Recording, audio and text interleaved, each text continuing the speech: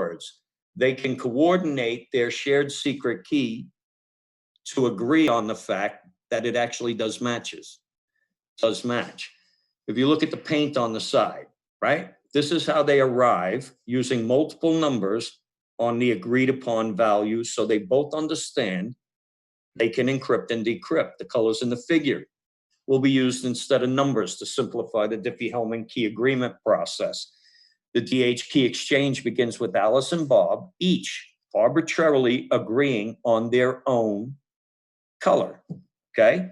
All right, well, this is the agreed upon color, and then you have a secret color. So Alice and Bob agree that their start value is X, okay? X color.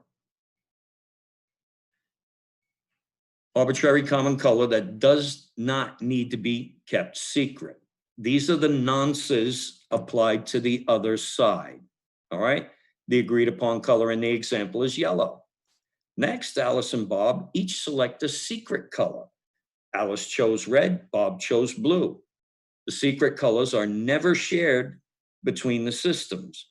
The secret color represents the chosen secret private key of each party. Alex and Bob now mix the shared common color, yellow, with their respective secret color to produce a private color. Therefore, Alice will mix the yellow with the red to produce a private color of orange. Bob mixes yellow and blue to produce a private color of green. Alice then sends her private color, orange, to Bob.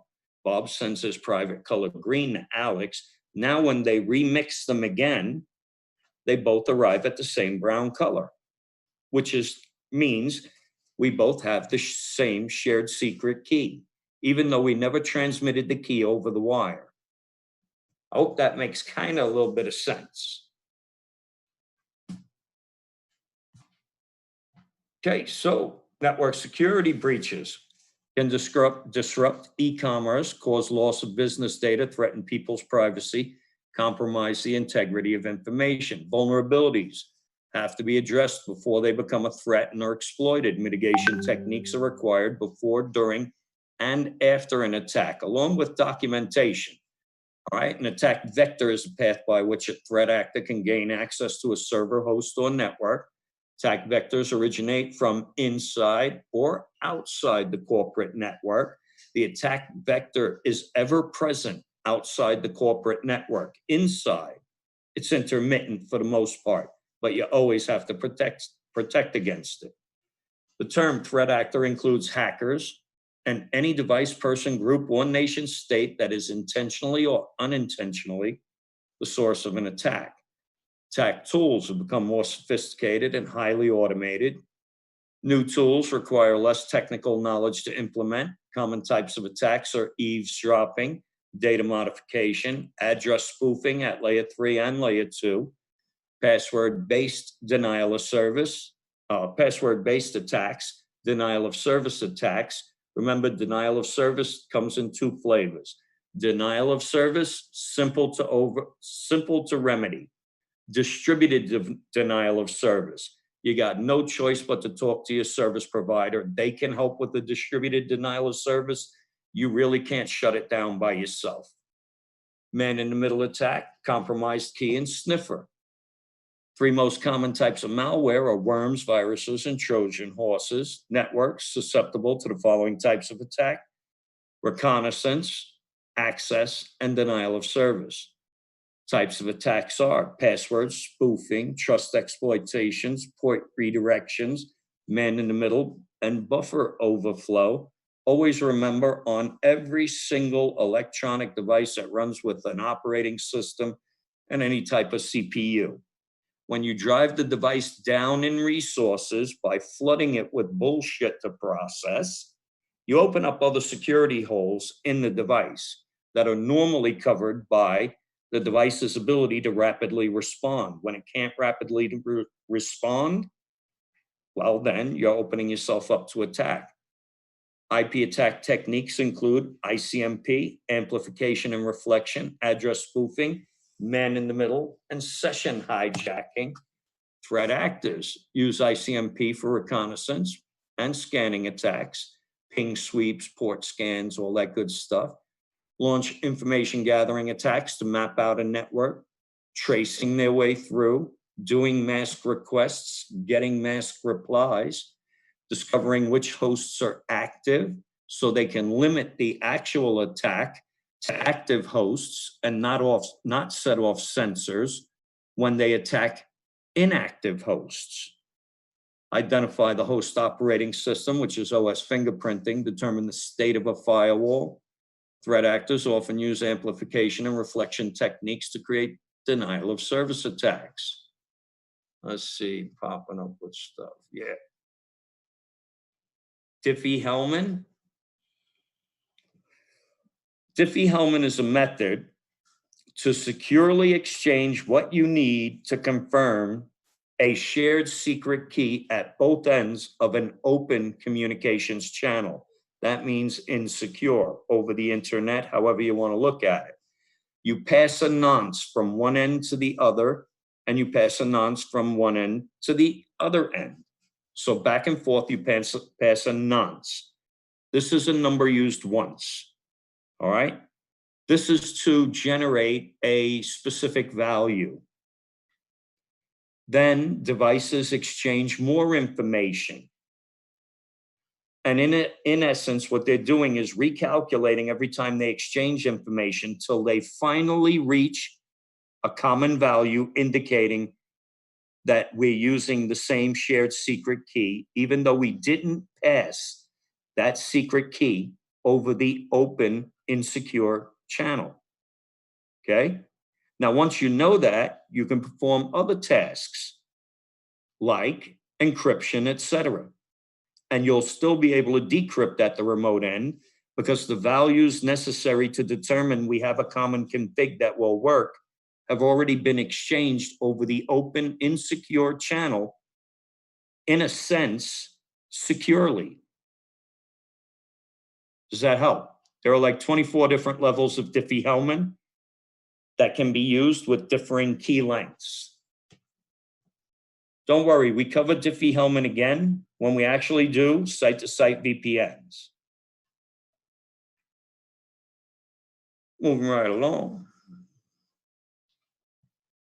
Threat actors use ICMP for reconnaissance and scanning attacks, launch information gathering attacks to map out a network, discover which hosts are active, identify host operating systems, OS fingerprinting, determine the state of a firewall, often use amplification and reflection techniques to create denial of service attacks. TCP attacks include the TCP SYN flood attack, TCP reset attack. Now, the SYN flood attack is when you open a session. You open the session, but you don't complete the three-way handshake of the session. So you've left the neighboring station, the destination or target, if you want to look at it that way, with a half-open session. That device is now in a timer pattern waiting for your response. During the time that that device is waiting for your response, it is unavailable on that particular set of resources. If you do this enough times concurrently by spoofing addresses, etc., you leave the device with no resources available to commit to opening valid sessions. All right? Okay. The TCP reset attack. That's to keep devices from finalizing this session. So let's say I send a FIN to a server because I'm done sending data. All right? That device then has to send an acknowledgement to my FIN, then send a FIN of its own, and then I acknowledge his FIN. Now, if there is a TCP reset in the middle of that process, we cannot restore the now unused resources to the free pool for a timeout period. If that's done enough times, the device has no resources for new connections. All right? You have TCP session hijacking, which is a much harder thing to do because you got to get in there, slipstream, and take over. Realistically, you can only inject. You can't see anything coming back. UDP flood attacks send a flood of UDP packets, often from a spoofed host, to a server on the subnet. Result, very similar to a denial of service attack. Any client can send an unsolicited ARP reply called gratuitous ARP. That means any host can claim to be the owner of any IP and MAC address. Threat actor can poison the ARP cache of devices on the local network, which allows you to create a man-in-the-middle attack to redirect traffic. So let's say that you ARP for your gateway's MAC address because you want to send something to a different network. The gateway responds, but then the attacker comes in right behind that with a gratuitous ARP response. So now you change the ARP entry you just put in your ARP cache for the IP address of the default gateway and its MAC address to now what's listed in the gratuitous ARP for that IP address. So if I tell you that the MAC address to get off the LAN in an ARP request, or should I say ARP reply, is the MAC address of my attack host, when you want to send something to a different network, you send it to me thinking I'm the gateway. I copy, process, send it out. It comes back to me because I was the source. Then I send it back to you after I copy and process. All right, so that's man in the middle. Anyway, DNS attacks include open resolver attacks. That's where they respond to requests from anybody, anywhere, even if you're not on my domain. Stealth attacks, domain shadowing attacks, and tunneling attacks, also called tunneling. To stop DNS tunneling, the network administrator has to use a filter that actually inspects the DNS traffic because you can encode other information into the DNS traffic. And once it's rebuilt at the compromised server, can execute the commands in those chunks of information that were just rebuilt, okay? DHCP spoofing attack occurs when a rogue DHCP server is connected to the network and provides false IP config parameters to legitimate clients. DHCP spoofing is often preceded by a DHCP starvation attack. This is where your host randomizes MAC addresses and sends out discover requests and all of that, ties up, sucks out all of the IP addresses from the DHCP server, and then you start your own DHCP server, listing you as the default gateway, or if you want to do a man-in-the-middle attack, or creating a denial of service attack by feeding bad information to the hosts on the LAN segment when they request addressing information. All right? So DHCP spoofing attack occurs when a rogue DHCP server is connected to the network and provides false IP config parameters to legitimate clients. Most organizations follow the confidentiality, integrity, and in this case, availability, but it really is authentication in pure security. Information security triad, confidentiality, integrity, and availability. To ensure secure communications across both public and private networks, you have to secure devices, including routers, switches, servers, hosts, which is known as a defense in-depth approach. A firewall is a system or a group of systems that enforces an access control policy between networks. To defend against fast-moving and evolving attacks, you may need an intrusion detection system. Remember, intrusion detection cannot stop an attack. It can only alert you. Or the more scalable intrusion prevention system. Intrusion prevention can alert you and reset connections. In other words, drop packets causing a reset of the connection. So intrusion prevention can protect you. Detection can only alert you, okay? For elements of secure communications of data integrity, origin authentication, data confidentiality, and data non-repudiation, which means you can't deny having sent something when, the electronic evidence so clearly proves you did. All right. Hash functions guarantee that message data was not changed accidentally or intentionally in transit. Three well-known hash functions are MD5 with 128-bit digest. You have SHA-1, which is 160-bit. It has its problems, but at the time it was more secure. Then they came out with SHA-2, which adds a number of different key lengths into the mix. To add authentication to integrity assurance, use a key hashed message authentication code, HMAC. HMAC is calculated using cryptographic algorithm that combines a cryptographic hash function with a secret key. Symmetric encryption algorithms like DES, triple DES, AES, SEAL, and RC, based on the premise that each communicating party already knows the pre-shared key, okay? Data confidentiality can be ensured using asymmetric algorithms, including RSA, PKI, Diffie-Hellman, which are asymmetric mathematical algorithms where two computers generate an identical shared key without ever having communicated before. That's it. Chris, really Yes, sorry. yes. Can you go back to slides before Diffie-Hellman? I missed a few. I was taking screenshot of it and had some question regarding. Oops, sorry. It's my. I'm gonna mute it. We had a question regarding encryption before Diffie-Hellman's slide. Yeah. All right, let me get back to it. Let me share the screen. Thank you.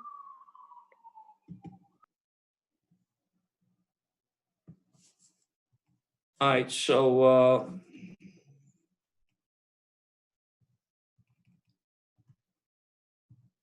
this is the first slide for Diffie-Hellman. This is the slide before. Is that what you said? Yes. If you could explain about encryption, like before the slide. What do you mean before this slide? I think one before. This one? Yes, one. Yes, right. Maybe. Yes, regarding this one. Yes, thank you.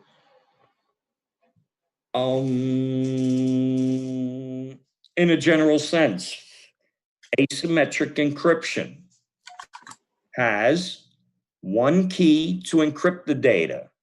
That means the key on the destination node must be the same key that encrypted the data. Get it?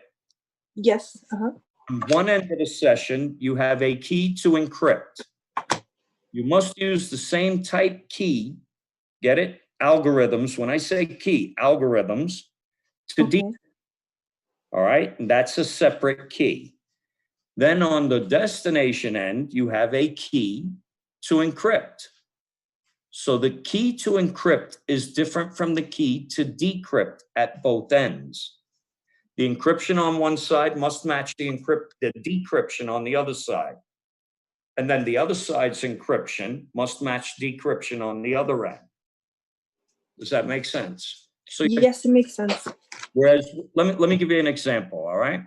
So configuring an IPsec VPN, I would type crypto, ISA KMP policy 10. 10 is just a sequence number. You can have 10, 20, 30, 10, 11, 12, whatever. All right, all the way up to 65, 535. So crypto, ISA KMP policy 10. Then I can say encryption is AES. Then I can say the Diffie-Hellman group is whatever number 1 to 24. Okay. Then I could say in global config again, since I have my policy, what the key, also in the policy, you would say authentication, pre-shared keys. Okay. Then I would configure crypto, ISA KMP key, give it a value like Tech123, Cisco 123, whatever, VPN to Mars. And then peer address.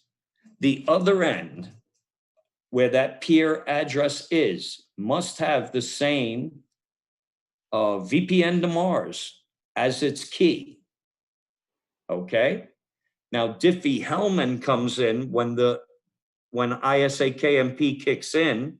In other words, there was interesting traffic and IPsec said, kick up a VPN for me. So now you have to exchange the policy. All right. And the policy starts with, do you have the same shared secret key as I have? And that's done by never sending the key over the link. You send a number over the link. That's a nonce, a number used once. It allows you to establish security parameter indexes. You know, a lot of this is for this type stuff, pre-shared keys and like that is going to come back when we actually do the VPNs. But when you send a nonce, right? Now let's go forward. Actually, The nonce is the agreed upon color for the most part. Okay. okay. Then you create a secret color on your own. That's another number. You share that number with the other end. They share their secret number with your end. As you begin to mix these numbers, what you are doing is honing in on a value that says your shared secret key is the same shared secret key as me. We're good to go for the next phase of this communications. Does that make sense? Yes. Okay. Did that And answer the question? yes, it did actually. If It you go did? back, yes, it did. Thank Go you. back again? If you could explain this slide and the next slide, you were going in and out. I think it's my connection and Okay. like there was a long pauses in between. So if you could All right. explain this slide and the next one. Yeah, Diffie-Hellman, DH. All right. Look at the slide. You see the key lengths. You got 512, 1024, 2048, 3072, 4096. And like I just said, it allows two parties that want to have a secure communication agree on the secret key that they're going to use to encrypt and decrypt messages. All right. This is asymmetric. So let's say encrypt or decrypt. All right. Because it's like a two-phase process.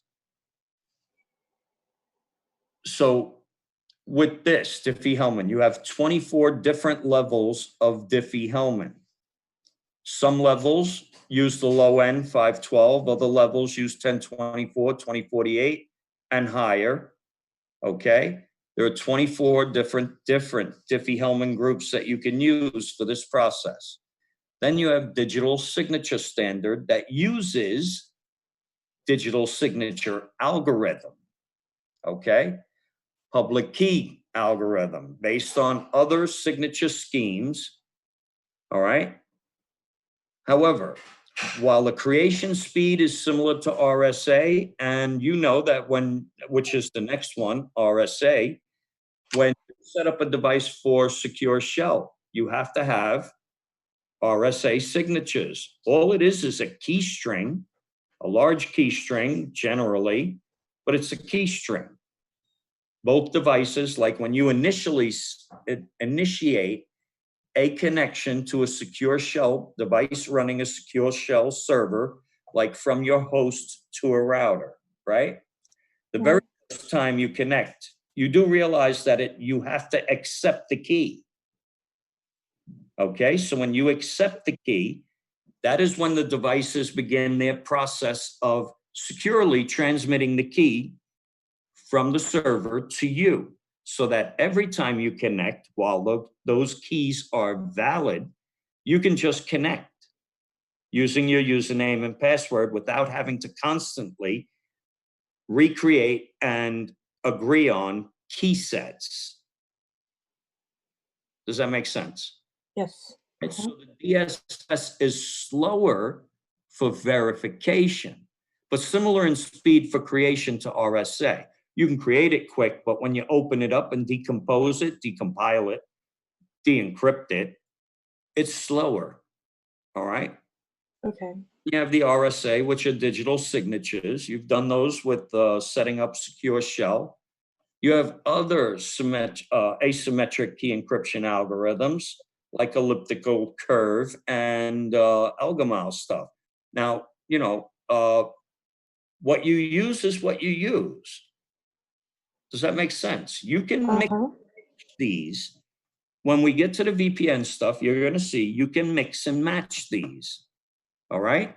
But it must match at both ends of a secure channel. All right. So it's symmetric. You have the same pre-shared, that means configured in the device, secret key. And then you use Diffie-Hellman algorithm to ensure, yeah, you got the same secret key I have, which allows you to ensure that value over a public open system like the internet without ever having to exchange the key. And it's done using numbers, okay? Mhm. So it's like the mixing of the paint, but using numbers to arrive at a given outcome, a given number, all right? DSS, similar, it's, you know, it's an asymmetric algorithm. RSA, asymmetric. That means a different key to encrypt and decrypt the data at both ends. But remember, whatever you encrypt at, the receiving device has to be able to decrypt. So you have to establish that key at both ends to make sure that what I encrypt, you can decrypt. All right. And then we both have to establish what A can encrypt and decrypt, what A can encrypt, B can decrypt. We also have to establish that what B encrypts, A can decrypt. So it's asymmetric, separate keys. All right. Does that make sense? Does that explain it a little bit? Yes, no, no, yes, yes. Okie doke. Siren. Oh, siren in the background over there. You too close to the hospital. I hope you got like paper towels Yes. in your windows. This way, all Yeah. I didn't breathing want that to COVID interrupt the across the class. street won't float Yeah. over. Yeah. I hear this like every 5 minutes. Um, in Yeah. this chat, this slide as well. I think that was the one that I missed, and then the All right. rest I got it. This is the one that we just explained with Diffie-Hellman is an asymmetric Oh, okay. So I'll just algorithm. take a screenshot of it. Yeah, well, it's where the two computers generate an identical shared key. Mm-hmm. I can confirm you have the same key I have, and you can confirm that you have the same key I have Uh-huh. without ever transmitting it over the wire. And we do that by exchanging numbers. I see. And it starts with a nonce, a number used once at each end. Okay? Mhm.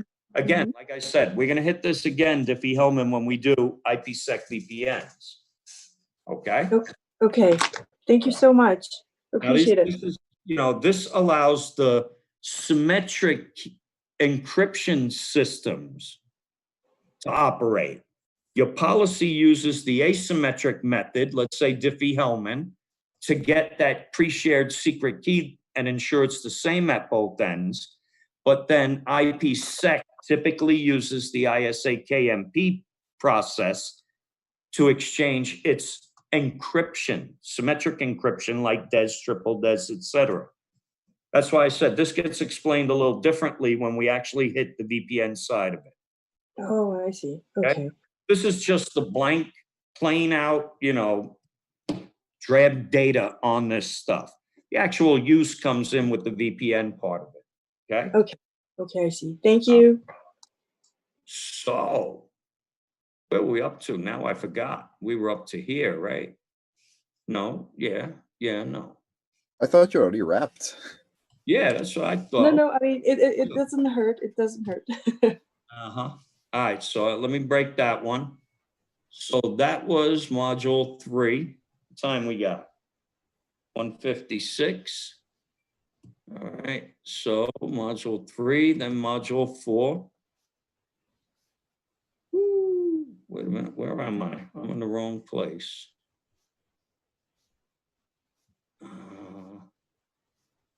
Oh, that's why. I'm in the wrong damn window. All right, that was module 3, so on to module 4. Okay.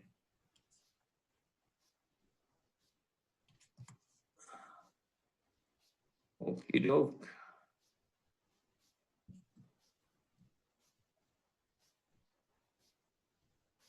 Oh, Chris, remember we still have one group out that we have to. On the hands-on? Yeah. All right, well, this module actually has packet tracer labs built into it. Okay. Hit the first packet tracer. We'll break off into the groups and they can proceed with their hands-on final while everybody else does the lab. All right. Guys, that's- Perfect. All right, I don't know how far in the first packet tracer is, but I'm gonna tell you right now. Take 5 minutes and come right back in 5 minutes, okay? I need to get something to drink over here. My mouth is drying out. I feel like I'm about to get that COVID cough. All right, so take 5 minutes. It is 1:58. So by 2:03, everybody should be back here, okay? Because I got to get something to drink. 203, back to class. Hurry up.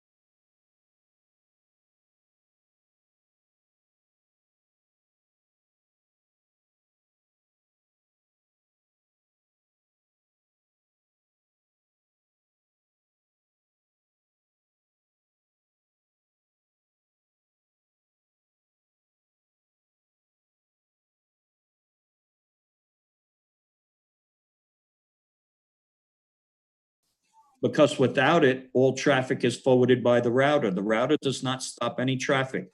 It moves traffic, routes it based solely on information in the routing table.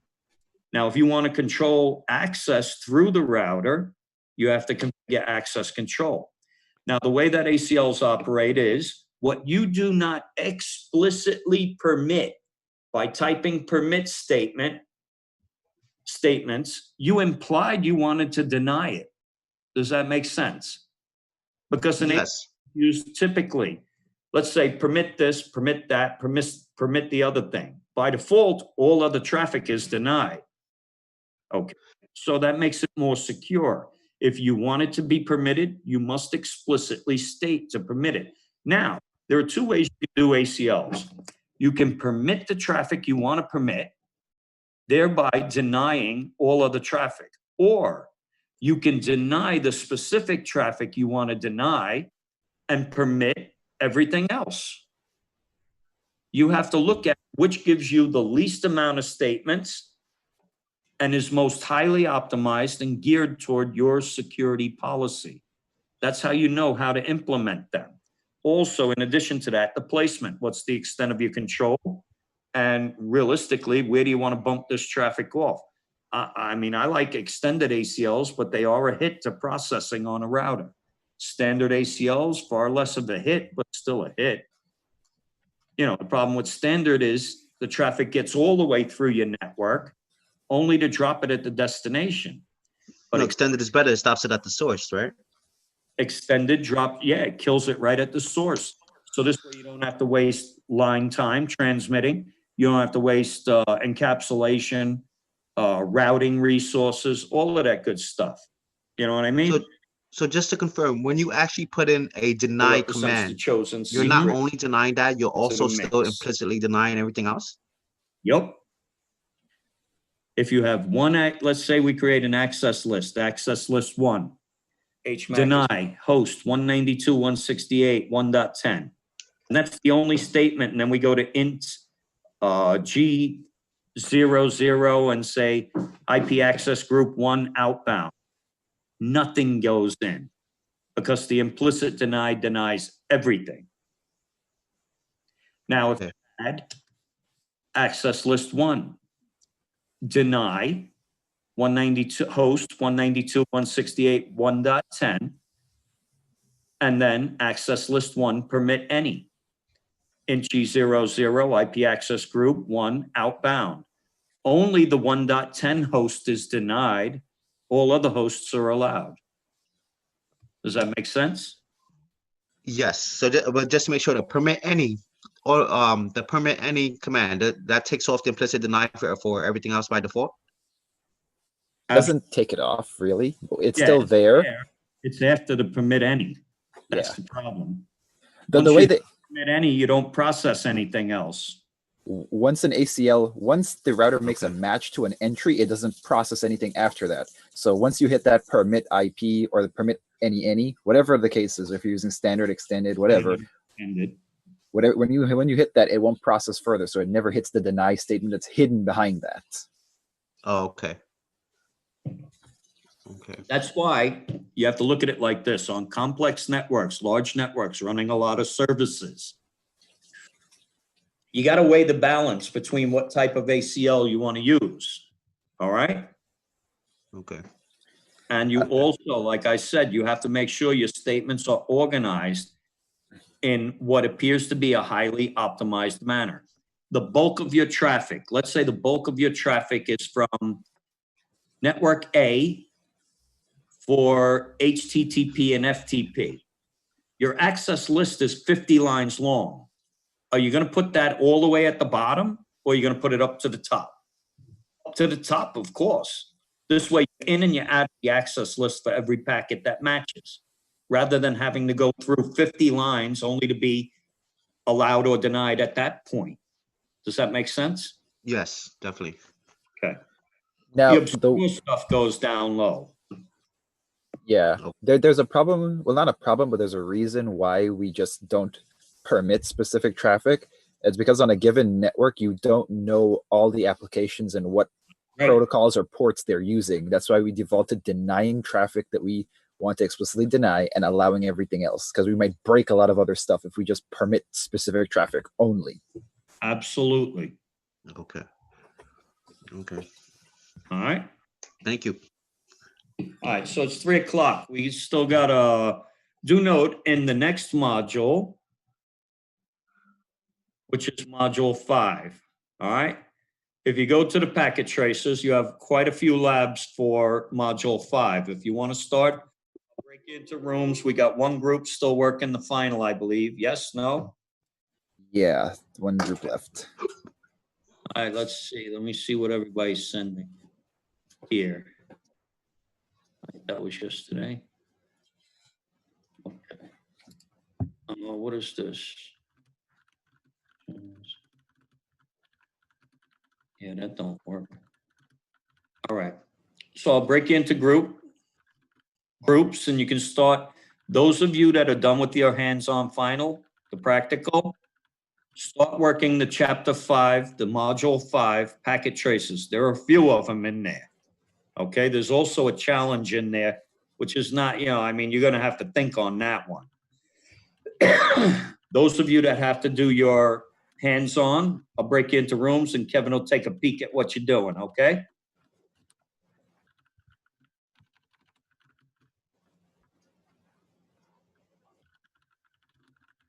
All right. So let's see here. Breakout rooms. Manually. 5. Okay, who's going where?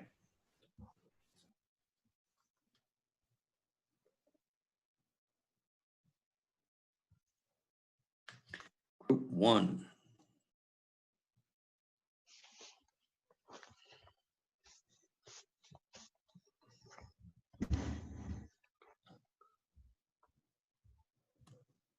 All right. Group 4.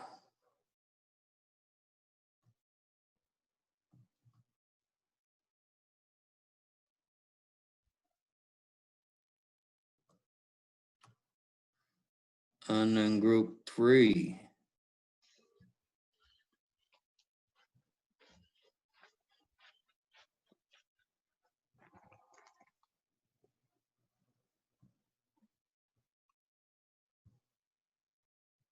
All right. And what about group 2? Who's group 2? That's everybody else. Naza, James, Jean. Is that correct? Natalia, Gerson. Yeah, I got you guys in group 2. I need group 3. That's Gene, Jean, James, James, Anaza. Anaza, Abdul. All right, Abdul's not logged in.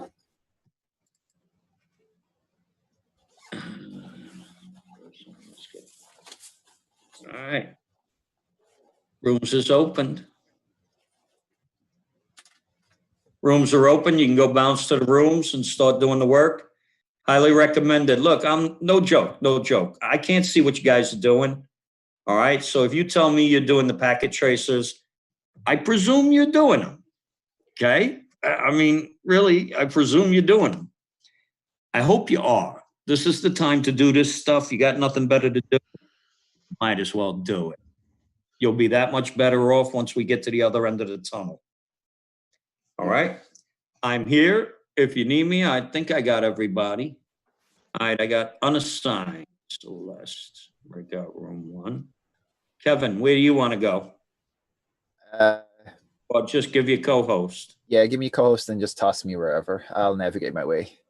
All right. So let's see. I'll dump you in 2. I'll dump you in 5. All right. Go wherever you. What the hell? They're all in 5? How the hell did they get in 5? Oh, you put everybody in one giant room. Yeah, I put them in the wrong room. Whoops. Zoom is pretty crappy about this whole room thing. They could like let us make permanent breakout rooms. Right. But you got to recreate them every damn day. Uh-huh. All right, so let's see. All right, I believe I got everybody where they gotta go. I'm gonna put you in 5. Then I'm Yep. gonna come over there.